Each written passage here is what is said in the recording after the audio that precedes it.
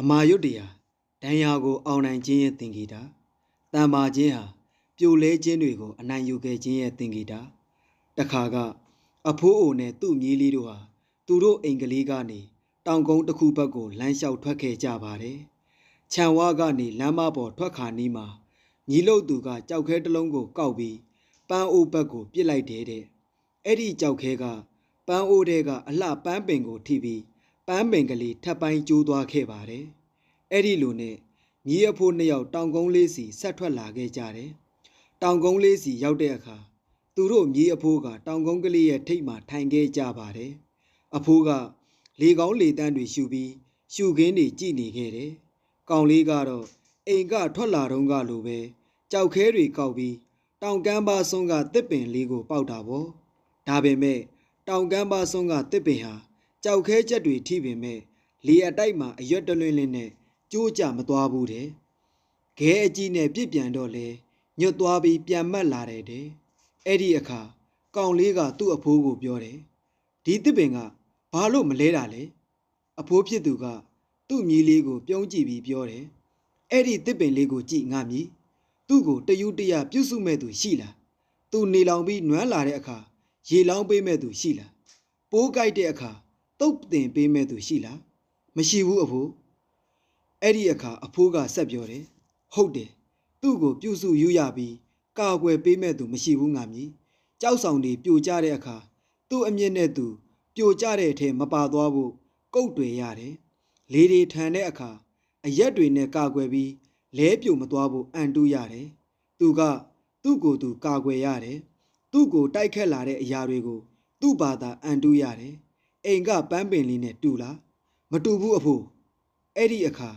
အဖိုးလှုပ်သူကသူ့မြီလေးခေါင်းကိုပို့ရင်ငါမြည်လောကကြီးမှာ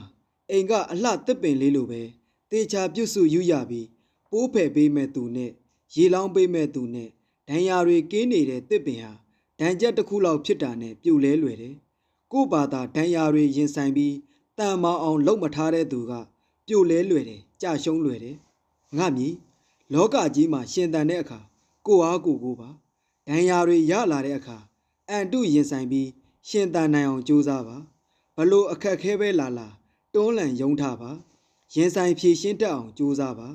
ဒဏ်ရာတွေဟာတန်မာဖို့အတွက်ဖြစ်လာတာပါပြိုလဲခြင်းတွေဟာတန်မာခြင်းကိုရရှိစေတယ်တောင်ကမ်းပါးရန်ကတစ်ပင်လိုရှင်သန်မှာငါမြည်အဖိုးကစုံမလိုက်ပါတယ်ဒီပုံမြင်လေးကကျွန်တော်အဖေပြောပြဖို့တဲ့ပုံမြင်လေးတစ်ပုဒ်ပါ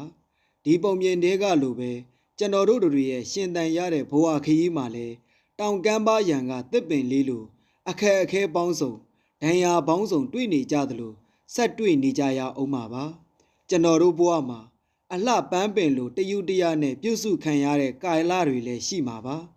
မိဘရင်ငွေရှိတဲ့ငယ်ဘဝလိုမျိုးပေါ့ကိစ္စတစ်ခုခုကိုဘာသာရင်ဆိုင်ဖြေမရှင်းရသေးတဲ့အချိန်တွေပေါ့အဲ့ဒီကာလတွေလွန်တဲ့အခါကျွန်တော်တို့ဘဝတွေမှာတောင်ကမ်းမရန်ကတစ်ပင်လိုကိုဘာသာကိုရှင်သန်ကြရပါတော့တယ်ဒဏ်ရာတွေလာတဲ့နေ့တွေရှိတယ်ပျော်စရာတွေလာတဲ့နေ့တွေရှိတယ်စိတ်ပြက်အားငယ်ခြင်းဝမ်းနည်းခြင်းပြိုလဲကြေကွဲခြင်းကာလတွေဒူးနယ်ဒီပါပဲထို့အတူတာယာချမ်းမြေ့ခြင်းကျင့်တဲ့ကြည်နူးခြင်းဝမ်းသာမြူးတူရတဲ့နေ့တွေလည်းအမြောက်အများပါပဲကျွန်တော်တို့တွေကအစဉ်ပြေခြင်းကိုလက်ခံနိုင်ပေမဲ့အစဉ်မပြေခြင်းနဲ့တွေ့ရတဲ့အခါရိုင်နဲ့ပြိုလဲခြင်းတော့တာပါပဲအဲ့ဒီအခါကျွန်တော်တို့ပြန်ထနိုင်ရပါမယ်ဒဏ်ရာတွေကိုရင်ဆိုင်ကြရပါမယ်ပြိုလဲခြင်းတွေဟာတန်မာဖို့အကြောင်းတရားပါပဲကျွန်တော်တို့ငငယ်ကလမ်းလျှောက်တက်ဆခဏခဏပြိုလဲဖူးတာမှတ်မိတယ်မဟုတ်လားနောက်တော့ဖြက်ဖြက်လက်လက်ရှောက်နိုင်သွားကြတာပါပဲပြိုလဲခြင်းတွေဟာတန်မာဖို့အတွက်ပါပဲကျွန်တော်တို့တွေနဲ့အနီးဆက်ဆုံးမှမြင်နိုင်တဲ့သူကိုပဲကြည့်ရအောင်နိုင်ငံကျော်အစိုးရပူပူဟာအမိနဲ့အဖနဲ့အတူမနေရအဖွားနဲ့နေခဲ့ရသူပါငငယ်ကလေးကဒဏ်ရာတွေပြိုလဲခြင်းတွေရခဲ့ပေမဲ့တန်မာအောင်လေ့ကျင့်ပြီးစူးစမ်းခဲ့လို့ခုချိန်မှာနိုင်ငံကျော်အစိုးရတယောက်ဖြစ်လာတာပါ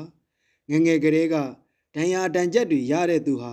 တွန်းလှန်ရုန်းကန်ပြီးစူးစမ်းရင်အောင်မြင်တဲ့သူဖြစ်လာမှာပါပဲဒါကအနီးဆက်ဆုံးမြင်တာလေးကိုပြောပြတာပါတခြားကိုတူကိုကျွန်ကိုဘွားကိုထမ်းတင်ပြီးအောင်မြင်အောင်စွမ်းဆောင်ခဲ့ကြတဲ့ နိုင်ငံကျော်ကဘာကျော်တွေလည်းအများကြီးပါပဲကျွန်တော်ငယ်ငယ်ကပတ်စံမရှိလို့လူတို့ချို့ရဲ့ဖဲကျင်ချင်းလဲခံခဲ့ရဘူးပါတယ်ပစ္စည်းအသစ်ပေါ်တိုင်းသူများနီးတူဘယ်တော့မှမရခဲ့ဘူးပါဘူးထမင်းကြိုက်မပါလို့ကျောင်းမှာထမင်းမစားခဲ့ရတဲ့နေ့တွေတောင်ရှိခဲ့ဘူးပါတယ်ဒါပေမဲ့အဲ့ဒီတိမ်ငယ်ချင်းအားနေချင်းဝမ်းနေချင်းစိတ်တွေကိုတန်မာခြင်းအဖြစ်ပြောင်းလဲယူခဲ့ပါတယ်အဲ့ဒီအချိန်မှသာအရှုံးပေးခဲ့ရင်ကျွန်တော်လဲအခုလိုကိုယ့်ဘာသာရှင်သန်ရက်တည်နိုင်သူလဲဖြစ်လာမှာမဟုတ်ပါဘူးတိမ်ငယ်ချင်းအားငယ်ချင်းဝမ်းနဲ့စိတ်ပြက်ခြင်းပြိုလဲကြေခွဲခြင်းတို့ဟာတန်မာဖို့စမ်းသပ်တဲ့အရာတွေပါပဲကျွန်တော်တို့ဒူးမထောက်စတန်တိုက်ထုတ်မောင်းထုတ်ကြရပါမယ်ဒါမှတန်မာတဲ့သူဖြစ်လာမှာပါလောကမှာကျွန်တော်တို့ဟာတောင်ကမ်းပါးရန်ကတစ်ပင်လိုရှင်သန်ကြရပါမယ်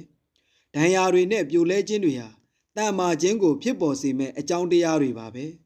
ခဏခဏပြိုလဲခြင်းဟာထက်ခါတန်မာဖို့အကြောင်းတရားလို့အမျက်မှတ်ပါကျွန်တော်တို့တန်မာတဲ့သူဖြစ်အောင်ရုန်းကန်ရှင်သန်နေထိုင်ကြရအောင်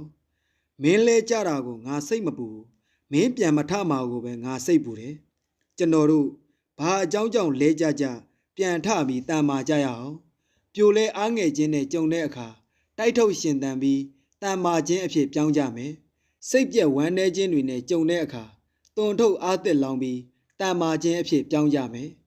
နာကျင်ခံခက်တဲ့နေ့တွေကြုံတဲ့အခါယုံထရှင်သန်ပြီးတန်မာခြင်းအဖြစ်ပြောင်းကြမယ်ဒဏ်ရာတွေဗလက်ပွားနဲ့နိုးထရတဲ့အခါမေးဖြောက်အားသက်ထွန်းပြီးတန်မာခြင်းအဖြစ်ပြောင်းကြမယ်တာယာကိုလူရာသွင်းတတ်တဲ့လူတွေနဲ့တွေ့တဲ့အခါပြုံးပြကြိုးစားရင်တန်မာခြင်းအဖြစ်ပြောင်းကြမယ်လောကရန်ကမာထန်ထန်ဆက်ဆံတဲ့အခါဒဏ်ရာကိုတွန်းလှန်ကြိုးစားရင်တန်မာခြင်းအဖြစ်ပြောင်းကြမယ်တစ်ချိန်ကကျွန်တော်တို့ရခဲ့တဲ့ဒဏ်ရာတွေဟာနောက်တစ်ချိန်မှာကျွန်တော်တို့တန်မာဖို့ခံနိုင်ရည်အင်အားတွေပဲမဟုတ်လားတန်မာကြရအောင်